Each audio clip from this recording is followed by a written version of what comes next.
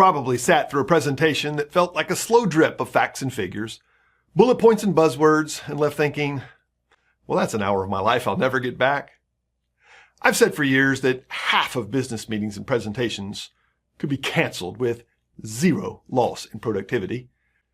The root issue? A lack of clarity about the purpose of the presentation. Years ago, while teaching experts how to develop training programs, I once joked, offhandedly, that there are only 3 types of presentations: training, tours, and demonstrations. Turns out, I was onto something.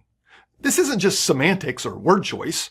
What you believe about your presentation affects whether your message lands or gets lost, whether you get the sale or get turned down, whether you garner trust or are politely tolerated.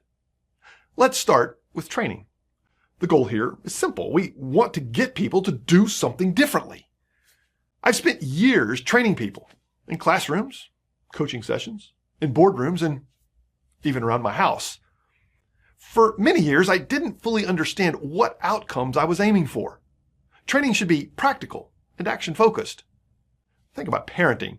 You're not just explaining why a clean room matters, you're teaching your child how to clean it. Or your fitness coach shows you the proper form so that you don't blow out your back. When I taught calculus, my goal wasn't to impress students, it was to equip future engineers to use the tools of their trade to make bridges and factories and airplanes that worked. The biggest mistake I see in training? Too much information and not enough application. You ever seen a fitness trainer give you 20 bullet points but never have you try lifting a weight? Hope not. Good training builds confidence through doing, not just listening. Know the outcome you want and design your content and exercises to get that result. Next up is the tour. This one's a bit tricky.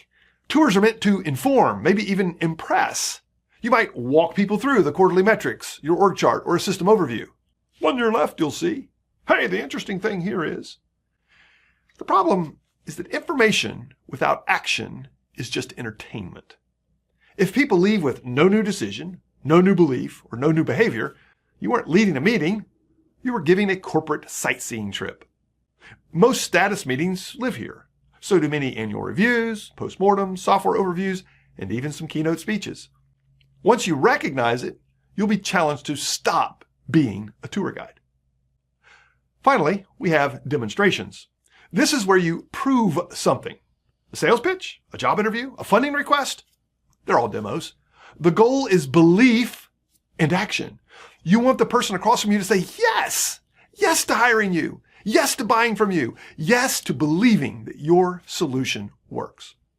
The mistake? Presenters often share features, not value. They speak like they're reading a product manual instead of telling a persuasive story. But great demos deliver proof with punch. Here's your problem. Here's how I solve it. Here's what happens next.